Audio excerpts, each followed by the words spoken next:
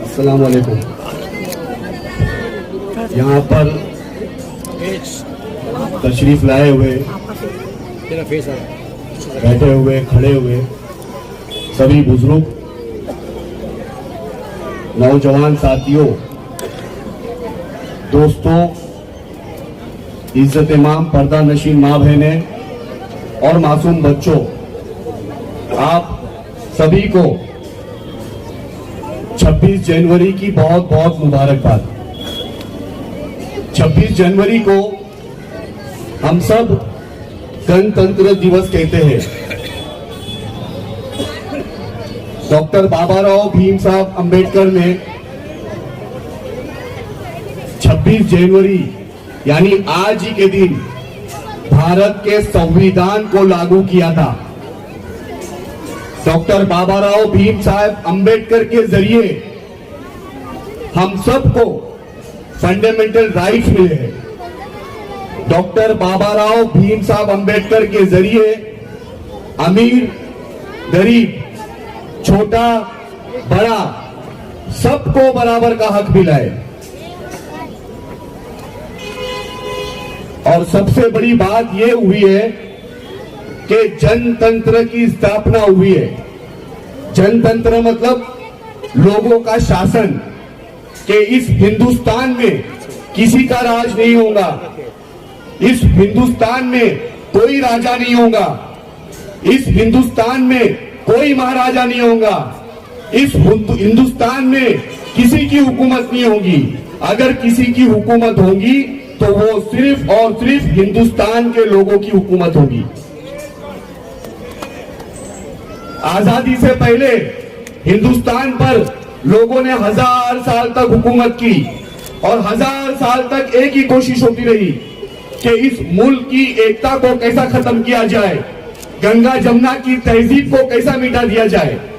800 साल मुगल अफगानी ने हुकूमत की, 200 साल अंग्रेजों ने हुकूमत की, मगर एक ही कोशिश होती रही कि गंगा जमुना की तहजीब को कैसा मिटाया जाए। लेकिन कोशिश करने के बावजूद भी हिंदुस्तान की तहजीब को कोई नहीं मिटा पाया। और क्यों नहीं मिटा पाया? क्योंकि हिंदुस्तान दुनिया का वाहिद मुल्क है जहां इतनी बड़ी तादाद में अलग अलग तहजीब, अलग अलग मजहब के लोग रहते हैं। ऐसा देश, ऐसा मुल्क पूरी दुनिया में नहीं है। और वो क्यों नहीं है? क्योंकि हिंदुस्तान में सूरज निकलने से पहले मंदिर से आवाज आती है, हिंदुस्तान में सूरज निकलने से पहले गुरुद्वारा से आवाज आती है, हिंदुस्तान में सूरज निकलने से पहले चर्च के घंटे बजाए जाते। वही हिंदुस्तान में सूरज निकलने से पहले मस्जिद से अजान की आवाज आती है। ये हिंदुस्तान है, ये हिंदुस्तान की खूबसूरती है। दुनिया में 2 ऐसे मुल्क हैं जो मजहब की बुनियाद पर बनाए गए। वो कौन से मुल्क है? एक पाकिस्तान और दूसरा इजराइल।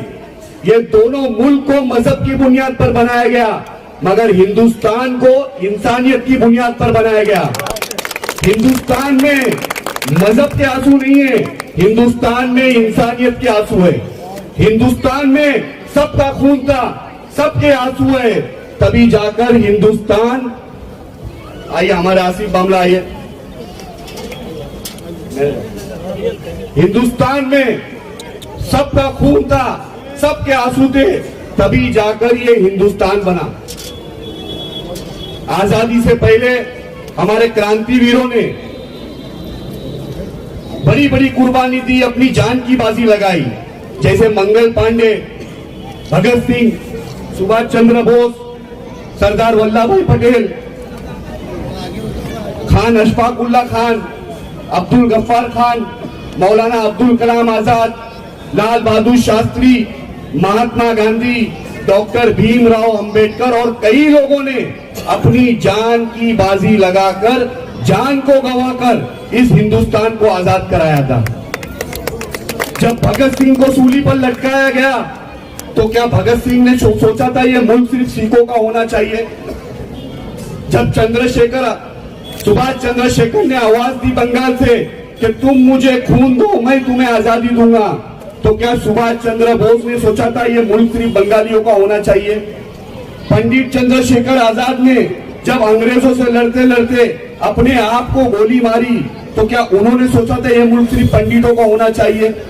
अशफाक उल्लाह खान को जब फांसी की सजा हुई तो जेलर उनके पास आया, उनको पूछा अशफाक उल्लाह खान तेरी आखिरी ख्वाहिश? तो अशफाक उल्लाह खान ने कहा मुझे इस मुल्क की मिट्टी में दफन होना है। तो क्या अशफाक उल्लाह खान ने सोचा था ये मुल्क सिर्फ मुसलमानों का होना चाहिए? मगर आज हम लोग सिर्फ हिंदू मुस्लिम कर रहे हैं और वो सोच ने हमको मजहब के नाम पर बांट दिया। हिंदू मजहब के लोग हिंदुत्व को मानते हैं, हिंदुत्व की राह पर चलते हैं। मुस्लिम मजहब के लोग इस्लाम को मानते हैं, इस्लाम की राह पर चलते हैं। लेकिन आज वो दौर है हिंदुत्व को इस्लाम के खिलाफ बांट दिया और इस्लाम को हिंदुत्व के खिलाफ बांट दिया। पूरी दुनिया में हिंदू मजहब के लोग गीता पढ़ते हैं और गीता को मानते हैं। गीता क्या कहती है? गीता कहती है कि पूरी पृथ्वी की मानवता हमारा परिवार है। अगर पूरी पृथ्वी की मानवता हमारा परिवार है तो यहाँ पर खड़ा हुआ, बैठा हुआ, सुनने वाला हर शख्स इस परिवार का हिस्सा है। और हिंदुत्व क्या है? दया का नाम हिंदुत्व है, प्यार का नाम हिंदुत्व है, भावनाओं का नाम हिंदुत्व है, क्षमा का नाम हिंदुत्व है। निहत्ते गरीब को अकेले पीट पीट के मारने का नाम हिंदुत्व नहीं है। उसी तरह पूरी दुनिया के मुस्लिम लोग कुरान पढ़ते हैं और कुरान को मानते हैं। तो कुरान क्या कहता है? कुरान कहता है कि तमाम मखलूक अल्लाह की कुंडवा है। अगर तमाम मखलूक अल्लाह की कुंडवा है तो यहाँ पर खड़ा हुआ, बैठा हुआ, सुनने वाला हिंदू, मुस्लिम, क्रिश्चियन, सिख, ईसाई, ये सब इस कुंडवे का हिस्सा है। और इस्लाम क्या है?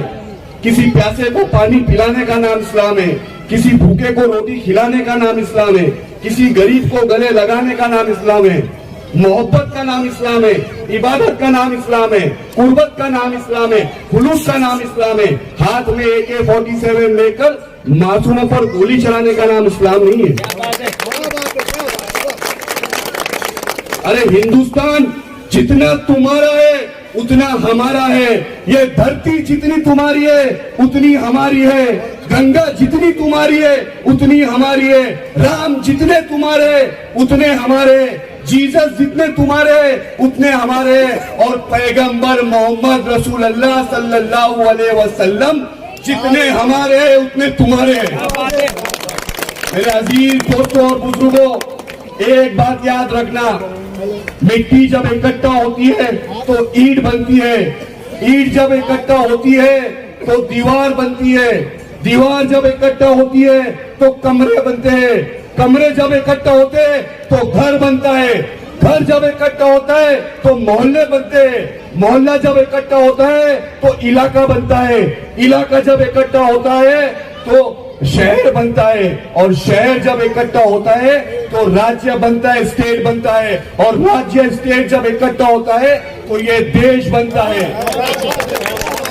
ये बेजुबान जब इकट्ठा हो सकते हैं तो हम इंसान क्यों नहीं इकट्ठा हो सकते? हिंदू मुस्लिम क्यों नहीं इकट्ठा हो सकते? 140 करोड़ हिंदुस्तानी क्यों नहीं इकट्ठा हो सकते? हमें इस बात पर गौर और फिक्र करना है। आज हमारे नौजवान बच्चे तो नजर आते हैं, आसिफ भाई, मेराज भाई, मगर बड़ी अफसोस के साथ कहना चाहता हूं कि काम या कारोबार करते नजर नहीं आते। आज गुमराही की राहों में भटके हुए, कोई चरस का नशा करता है, कोई दारू का नशा करता है, कोई गरज का नशा करता है। ये हमारी कौम, हमारे मजहब, हमारी देश के सारे लोगों को एक नशा पीछे लेके जा रहा है। और वो नशा क्यों करता है? कोई बताएगा मुझे क्यों करता है? सिर्फ ये जो शब्द है ना क्यों, ये क्यों के वजह से करता है। मैं एग्जाम में क्यों फेल हो गया, मैं उससे पीछे क्यों रह गया, मेरे बाप ने मुझे क्यों पैसा नहीं दिया, मेरे भाई ने क्यों मुझे कारोबार में नहीं घुसाया, मैं गरीब क्यों रह गया, मैं SRA की बिल्डिंग में क्यों रह गया, मैं झोपड़पट्टी में क्यों पैदा हो गया। ये क्यों आप लोगों को बर्बाद कर रहा है।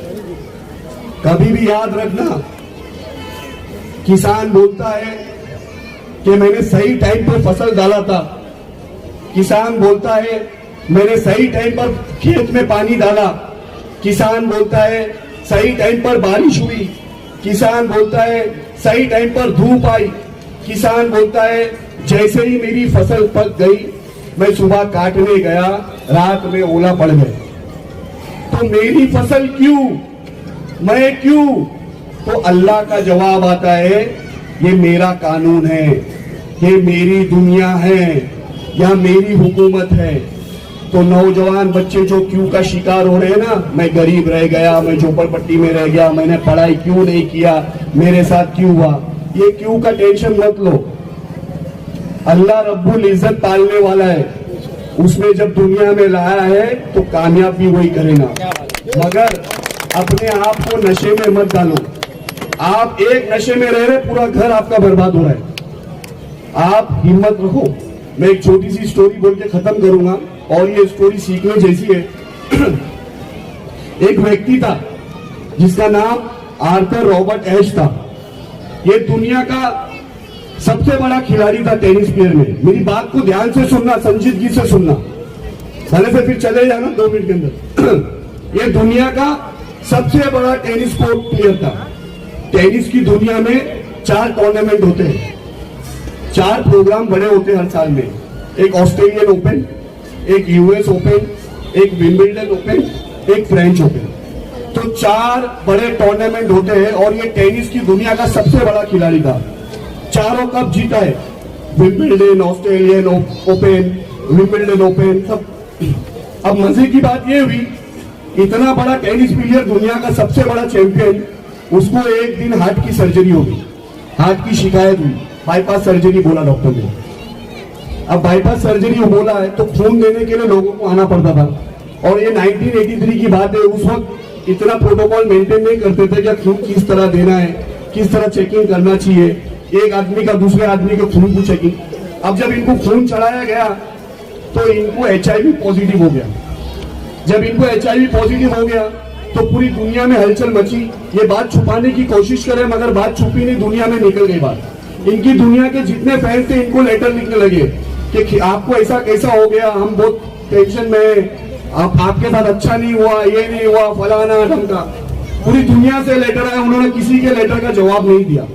एक दिन एक 15 साल के बच्चे ने उनको लेटर लिखा, और लेटर में लिखा, सर मैं आपका बहुत बड़ा फैन हूं, और मुझे बहुत अफसोस है, जिस दिन मैं अल्लाह भगवान जीसस से मिलूंगा तो सबसे पहला सवाल करूंगा कि आपको ये बीमारी क्यों दिया, मैं सवाल करूंगा। तो जब उन्होंने बच्चे का लेटर पढ़ा, किसी के लेटर का जवाब नहीं दिया, और वो लेटर का उन्होंने जवाब दिया।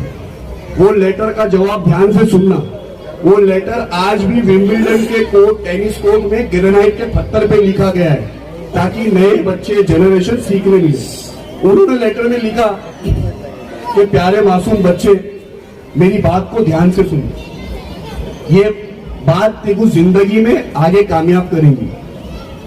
ये दुनिया के अंदर 50 मिलियन लोग टेनिस खेलना चाहते हैं। 50 मिलियन में से 5 लाख लोग खुश नसीब होते हैं जो टेनिस के बैट, हम रैकेट कहते हैं, उसको पकड़ सकते हैं।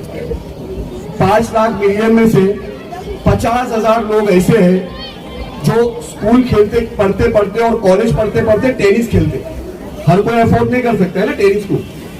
और 50,000 में से 5,000 ऐसे हैं जो फुल टाइम टेनिस प्लेयर बन जाते हैं, और 5,000 में से 500 ऐसे हैं जो विंबलडन में टेनिस खेलते हैं। 500 में से 4 सेमीफाइनल में जाते, और 4 में से 2 फाइनल में जाते, और 2 में से कब जीतता है, और पूरी दुनिया के साथ सामने फकर से सर उठा के बोलता है कि मैं हूं दुनिया का खिलाड़ी, मुझे कोई हरा नहीं सकता। तो अल्लाह ने, भगवान ने, जीसस ने मुझे ऐसे 4 कप जिताया है। तब मैंने उससे सवाल नहीं पूछा कि 50 मिलियन में से मैं ही क्यों, 50 मिलियन में से मैं अकेला क्यों जो 4 बार कप जीता हूं। तो अब मैं कैसा सवाल करूं कि 50 मिलियन में से मुझे क्यों हार्ट की सर्जरी दिया, मुझे क्यों HIV दिया।